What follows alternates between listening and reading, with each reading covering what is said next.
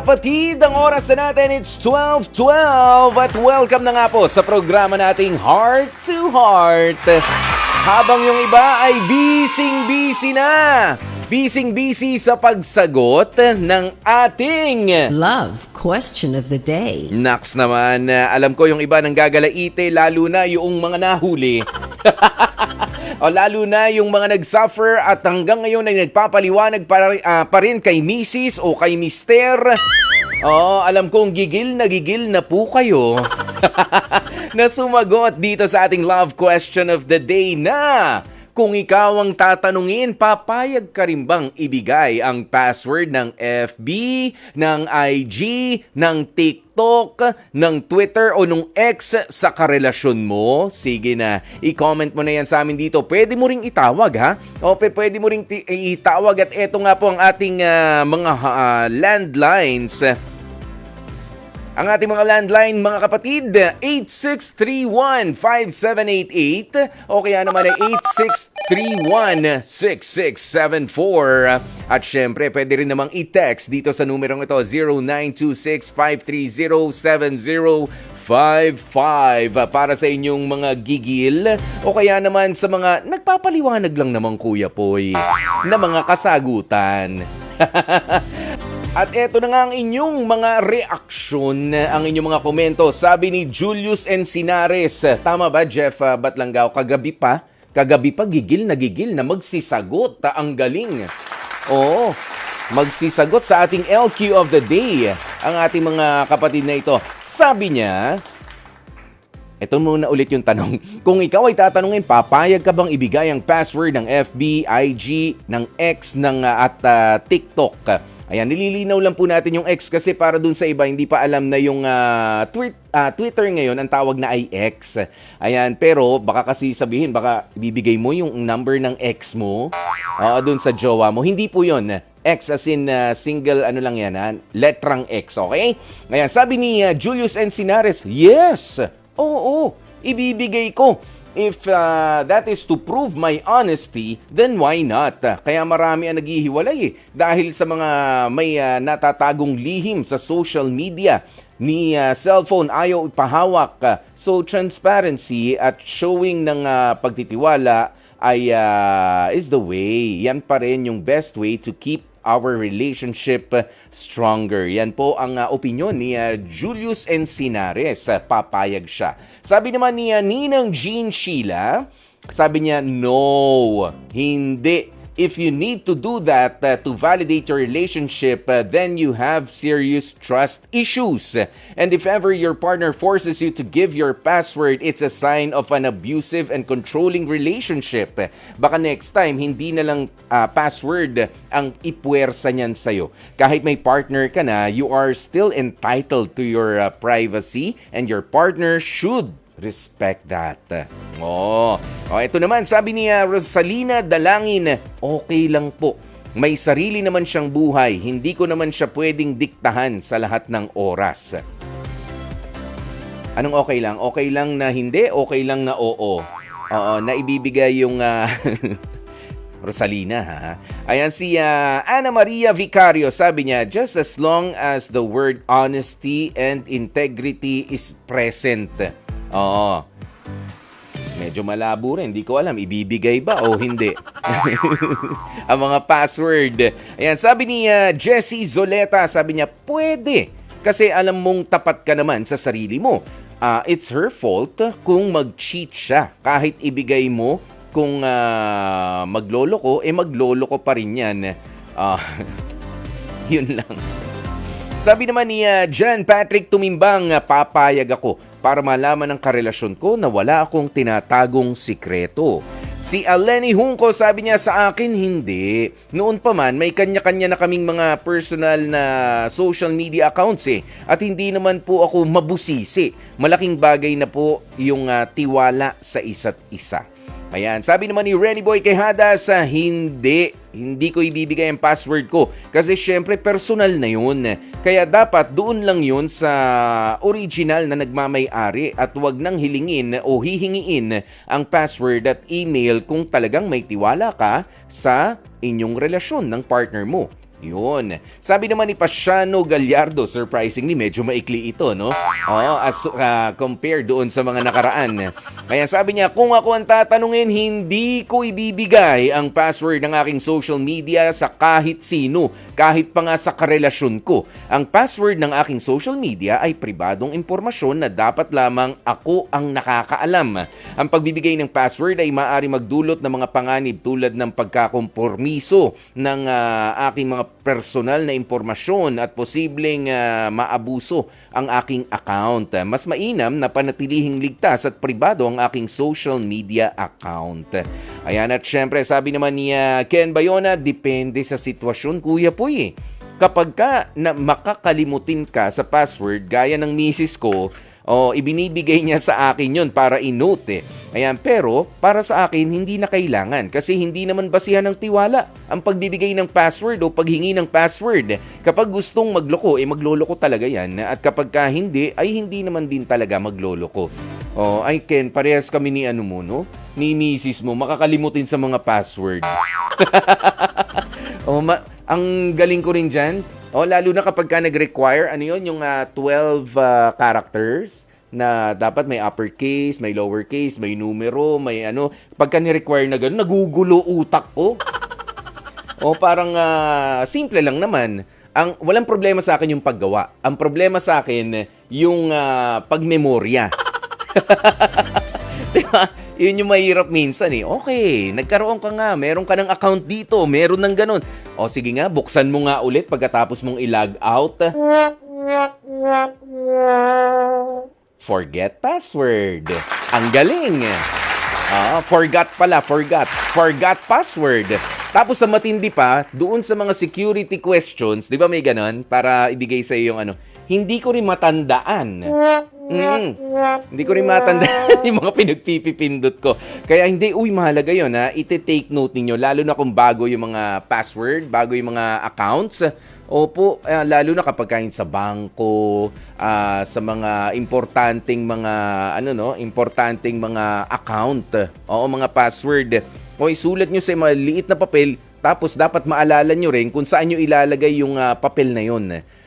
Para may babalikan kayo. Ino-note nyo lang rin doon. Okay? Sabi ni Janice Dagami, yes, ibibigay ko. Para sa akin, okay lang naman na ibigay sa partner mo bilang assurance niya or security rin. Kung wala ka namang itinatago sa kanya, bakit hindi mo ibigay, di ba? Saka hindi naman porke hiningi niya sa'yo, wala na siyang tiwala sa'yo. Hindi naman sa lahat ng oras ay titignan niya yung account mo. So, there's no problem giving your password ng social media sa partner mo. Ayan, sabi naman ni Gaspar Baltasar, malaking hindi. Ano ko, baliw? Yun lang ang sinabi niya.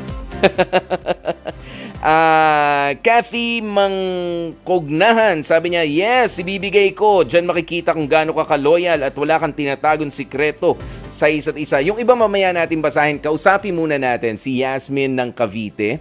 Ayan, malaman natin. Ito bata-bata. 21 years old. Malaman natin dito sa mga batang ito, dapat ba na ibigay? Papayagan mo ba na ang password ng FB, IG, ng Twitter o yung X at TikTok ay ibigay mo sa karelasyon mo? Yasmin, magandang hapon sa'yo. Yasmin? Ayan na, nahack na agad. Nahack na agad nung jowa. Ayan na. Yasmin. Hello po. Oy, hello, Yasmin. Hello po.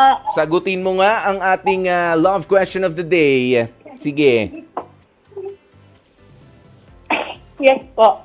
Yes, ibibigay mo? Yes po. Ay, hindi. No po, no. Kita mo? Ano ba talaga?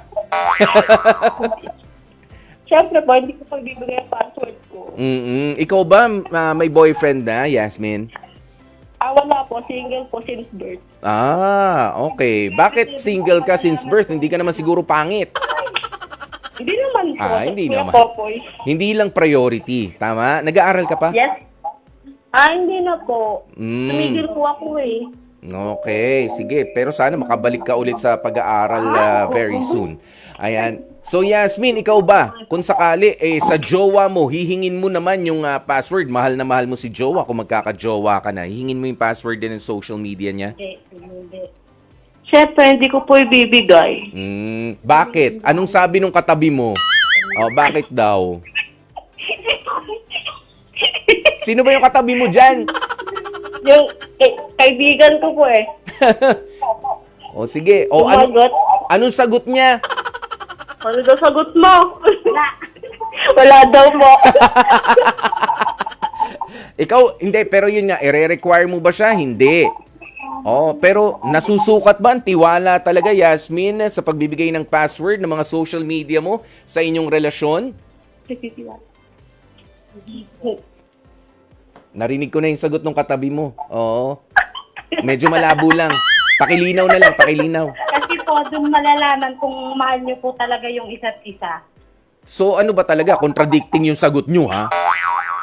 Sabi nyo, hindi nyo ibibigay at hindi nyo rin hihingin. Pero, doon malalaman... Ano ba talaga? Ibibigay? Hihingin? Ano?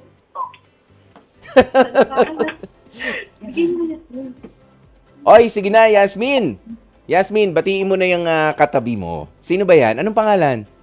Sofia Di Alca po. Sino? Si Sofia Di Alca po. Yon, Sofia and Yasmin. Anong ginagawa nyo ngayon? Tambay lang po. Oy, sige. Bahay. Oo, nakakapagod yan, ha? Walang oras yan. Walang oras ng pagtambay, ha? Ilang oras na kayo nakatambay ngayon? Ngayon lang po. Ngayon. Okay. Shifting ba ang oras nyo? Hindi naman po. Hindi naman. Okay. Akala ko kasi mid-shift ang tambay niya. Ayan. O, sige. Hindi po. Alright. Enjoy ang pakikinig dito sa 92.3, ha? Opo, sige po. Salamat, Yasmin. Maganda ho na napag-usapan natin ito, no, mga kapatid. Dahil, eto, hindi naman sa binibigyan ko ng proteksyon, kayong mga ayaw talaga at kahit pilipitin pa ang kamay, 'di ba? Ay hindi mo makukuha yung password ko, maghiwalay na lang tayo. Yan yung mga ganyan. I mean, it's not a question ng trust, 'di ba? Hindi lang basta pagtitiwala ang kine-question dito. Alam nyo ba? Na meron tayong Data Privacy Act of 2012. Hindi lang po recent ito, ha. Nung 2012 pa ay meron ng ito yung RA 10173.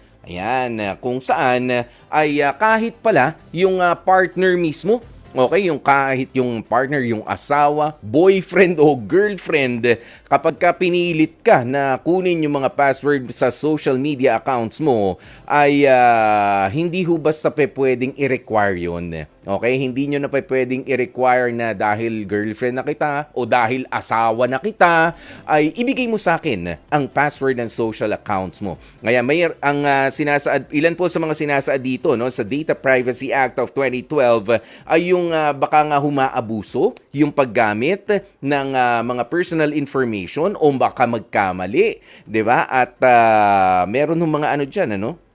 Para ma-ensure yung security ng personal information ng tao. Kasi kung titignan ho natin, ang karaniwan sa mga sinasagot natin kanina, ay hindi, kung tiwala naman at wala naman akong ginagawa sa kanyang masama, bakit hindi ko ibigay? Yun ka. Yun yung naiisip mo. Pero alam nyo naman na meron talagang ibang mga kahit mahal na natin ay lolokohin pa rin tayo at gagamitin pa ang mga social media accounts natin, 'di ba? Laban sa atin. Yun kahit pa pure ang inyong intensyon at buong tiwala ang pagmamahal mo dun sa partner mo. Paano kung siya naman yung sabihin na nating abusuhin o maling gamitin, mali ang paraan ng paggamit or gamitin, 'di ba, sa hindi maganda ang social media account mo at yung pagkakakilanlan mo, papaano ka naman? Yun. Kaya hindi ho basta pwedeng i-require. Ayan, well, it's your choice. Ayan, pero bilang proteksyon ninyo at bilang maipangatwiran na lamang din, na meron hong Data Privacy Act of 2012 o yung RA 10173, yan na importanteng malaman ninyo. Hindi nga ikaw ang magloloko. Paano kung gagamitin ka naman ng asawa mo o ng girlfriend mo o ng boyfriend mo para makapanloko ng ibang tao? Ngayon, at masakit pa nga, ikaw mismo. 'Di ba? Ito na lang, ganito na lang ang isipin ninyo, no? Kahit sa mga bangko, kapag meron kayong joint account, 'di ba? Ang daming mga tatanong doon, hindi ka basta makakapaglabas ng kwarta, no? Lalo na kapag medyo malakihan na yung usapan. Kapag kailangan ay dalawang signatories, dalawa kayong mag-asawa, ang magki-claim nun, dalawa dapat kayo na nandun, present, kapag i-withdraw nyo yung account na yun. Pero kapag isa lang, nag-away yung asawa withdraw ko na yung natin, yung joint account natin, hindi ho pwede yun. Basta-basta. Parang ganun din to. Hindi ka rin pwedeng maka-access basta-basta doon sa mga social media accounts ng iyong partner. Diba? At yan na nga po ang bumubuo ng ating Love question of the day. Dear Kuya Poy,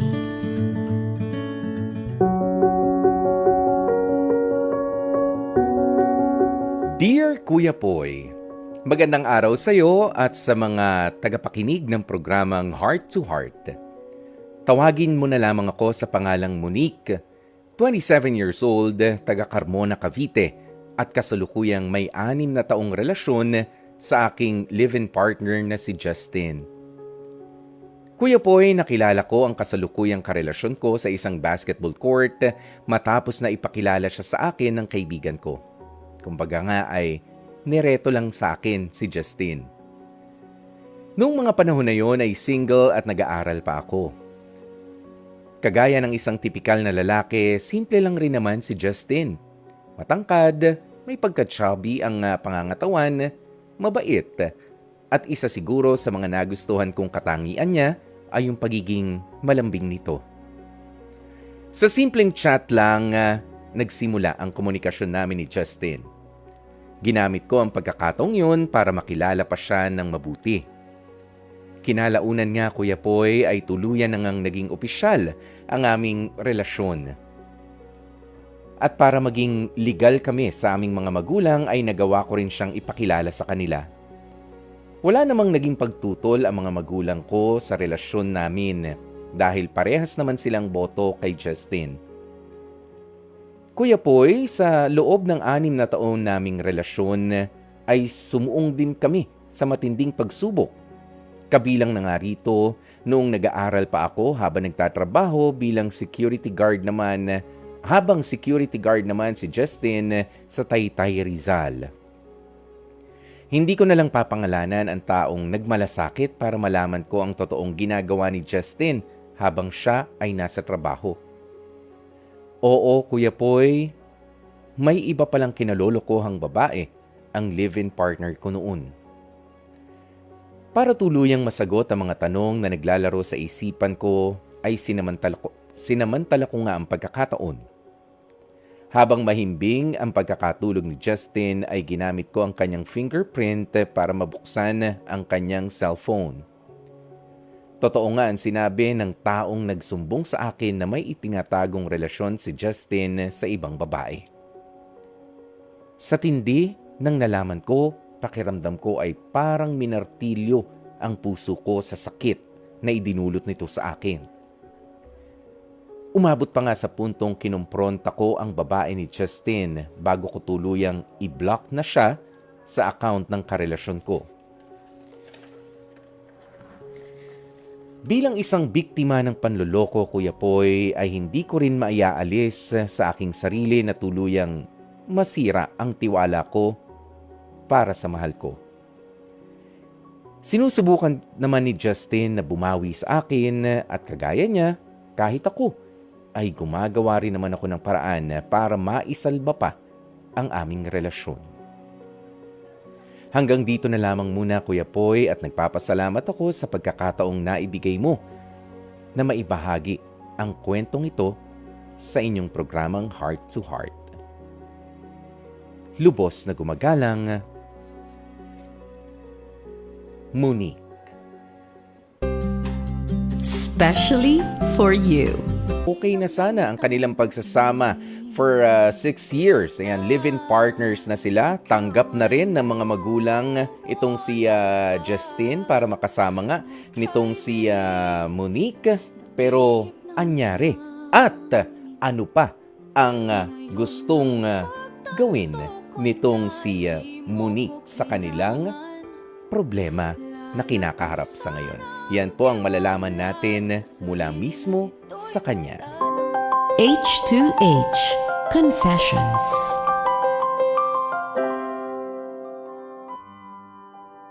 Sa pagkakataong ito, mga kapatid, ay makakausap nga po natin si Monique. At maitanong na natin sa kanya, ano na ba ang estado nung ikinwento niya sa atin? Magkasama pa rin ba? O papaano ba? Ano na bang plano mo? Monique, magandang tanghali sa'yo. Tanghali din po. Kumusta ka? Okay naman po. Parang inuubo ka. Medyo po. Okay. Medyo lang ha. Hindi na ulit uubo yan. Isa pa. Hindi na po. Hindi na. Okay. Hindi. Pero, okay, Monique. Sabi mo, okay ka naman. Wag na tayo mag-usap. Okay naman pala eh. Hindi. Medyo pinagagaan ko lang yung pakiramdam mo, Monique. Ano? Ayan, dahil hindi naman din biro itong pinagdaraanan nyo. Ito ba ay, so papaano? Live-in partners pa rin kayo ngayon nitong si Justin. Tama? Opo. Okay. Opo. Umuuwi pa rin siya dyan sa'yo? Yes po. Opo. Oo, sabi mo kasi, kinumpronta mo na yung babaeng na-involve kay Justin. Ano ba yung mga nalaman mo? Alam ba nung babaeng yon na may ka-live-in partner na itong si Justin? Opo, alam niya po. Alam niya bago siya pumasok doon sa relationship na meron sila? Opo. Kumbaga parang ano lang po niya, parang pinaglaruan niya lang po yung girl. Hindi, I mean, kinumpronta mo yung babae, tama? Anong sabi niya? Opo. Alam ba niya na meron ng ka-live-in partner si Justin? Oo, meron po. So, ginusto niya rin. Kabit siya. Aware siya doon.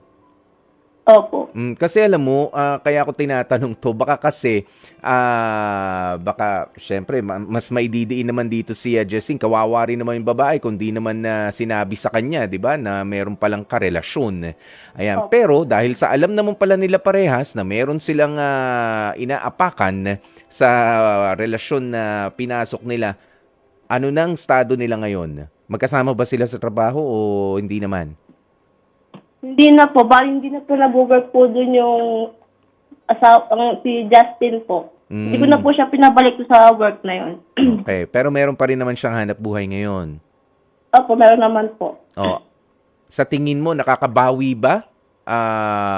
At par? O yung ibig sabihin ko ay malapit naman sa mga expectations mo, yung mga pagbawi na ginagawa ni Justin? Sabi mo kasi sa kwento, bumabawi naman siya eh. Para makarecover naman eh. First time to nangyari? Opo. O first time lang nahuli? Magkaiba rin yun eh. 'Di ba? First time mo lang nahuli. So, nandun na tayo. Opo. Okay. Habaan mo naman yung sagot mo. Puro opo ka naman eh. Baba lang po kasi.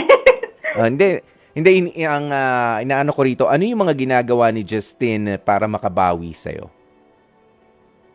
Ano po, yung... Yung sa ano po, yung ano ba tawag doon? Yung... Bali, ano na lang po kami ngayon. Yung... Umiiwas na nga po sa mga bad vibes na ano. Tapos, ano lang, yung... nagmamahala na lang po, ganun.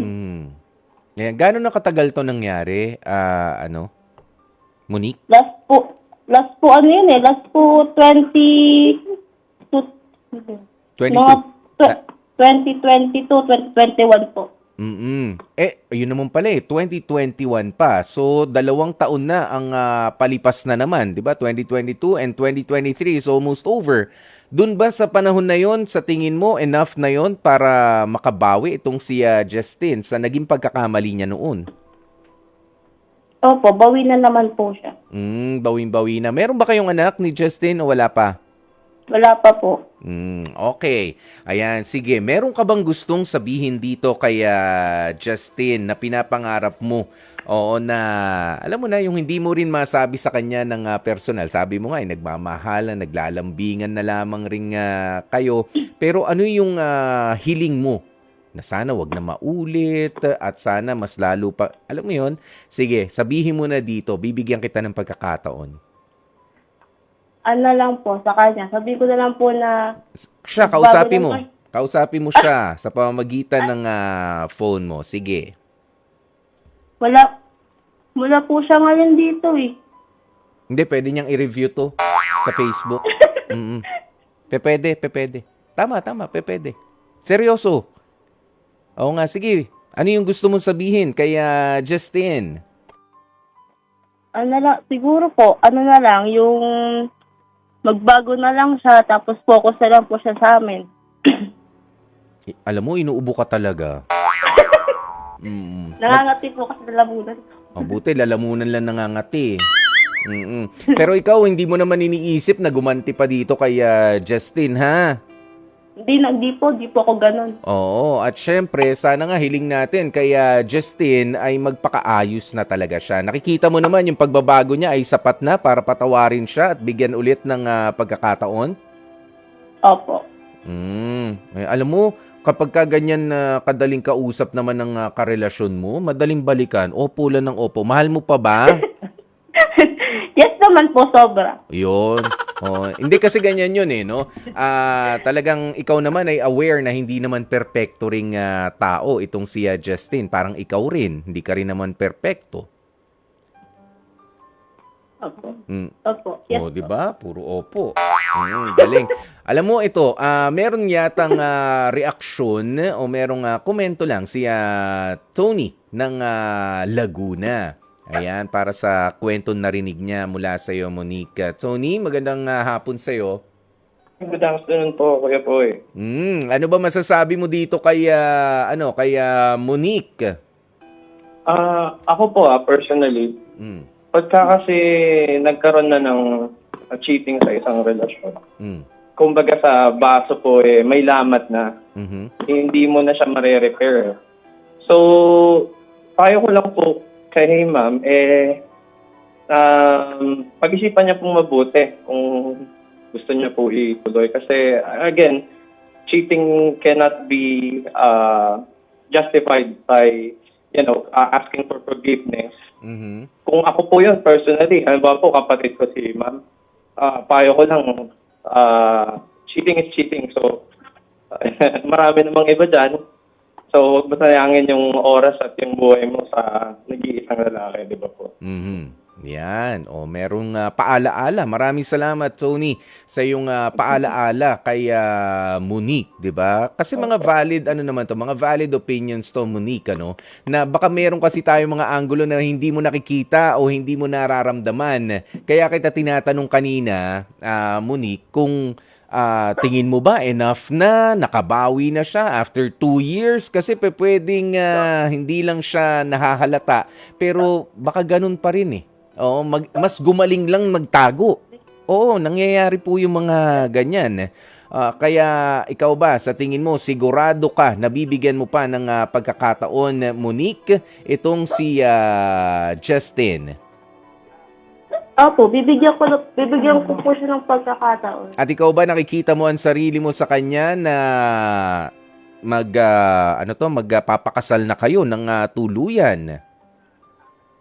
Opo. Papakasal na po. Napakadali mo talagang kausap, Opo. Opo.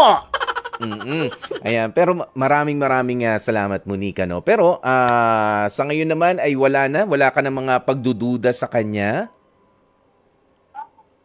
Wala na po akong pagdududa sa kanya. Sapat na. Okay, sapat. Yung pagbabago. Saka lang. At ikaw ba ay napatawad mo na ng lubusan din naman itong si Justin? Matagal na po kami matagal ko na po siya napatawad. Ayan, at maluwag sa pakiramdam mo yung pagpapatawad na yun. Of course, hindi naging madali ng mga una, Opo. Opo. Ako na sasagot, opo. Okay. Ayan, pero maraming salamat sa iyo, Monique. May iba ka pa bang gustong sabihin? Opo. Wala na po. Ayun. Kaya naman sa oras nating 5 minuto bago mag-alauna, magpapasalamat na nga kami sa iyo, no, Monique, sa iyong pagbabahagi ng iyong kwento. Ayan, ni Justin, at sana nga ay talagang magbago na at maging maayos ang inyong magiging pagsasama. H2H Confessions. Yan mga kapatid, ang kwento ni Monique, kung saan nakita naman natin the power of forgiveness din. 'Di ba? Forgiveness and recovery. Ayan, ganun ho yun eh. Hindi naman pwedeng, valid naman din yung sinabi nung isa nating kapatid kanina, no, na isang caller na cheating pa rin yan eh. Oo, yung nangyari kahit pa nga hindi naman pwedeng, pero hindi, meron ho talagang pagpapatawad eh. 'Di ba? And in recognition na tayo ay mga tao lamang, nagkakamali rin, kinukulang yung judgment natin, dapat 'di ba? Hindi naman hindi yung mabilis ang pagpapatawad.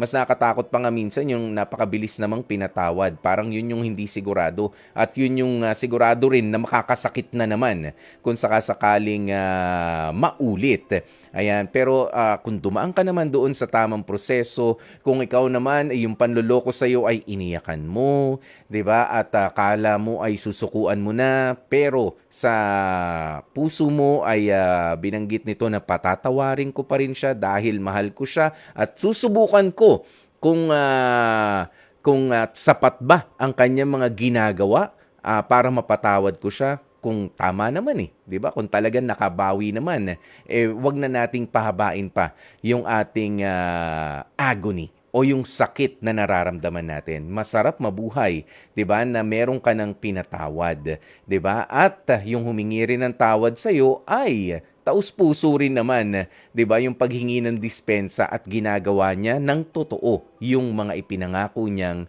pagbabago. 3 minutes bago mag-alauna ng hapon. Maraming salamat po sa inyong lahat ng mga tumutok, mga kapatid, sa ating programang Heart to Heart. Bukas ulitin na naman natin ang ating pagtambay dito sa ating paboritong tutukan tuwing pananghalian ng H2H. Nakasama nyo nga po ang inyong lingkod. Ako po, si Kuya Poy, ang inyong nag-iisang guwapopoy na nagsasabing manatiling nakatutok dito sa 92.3 Radyo 5 True FM. Dito tayo sa totoo.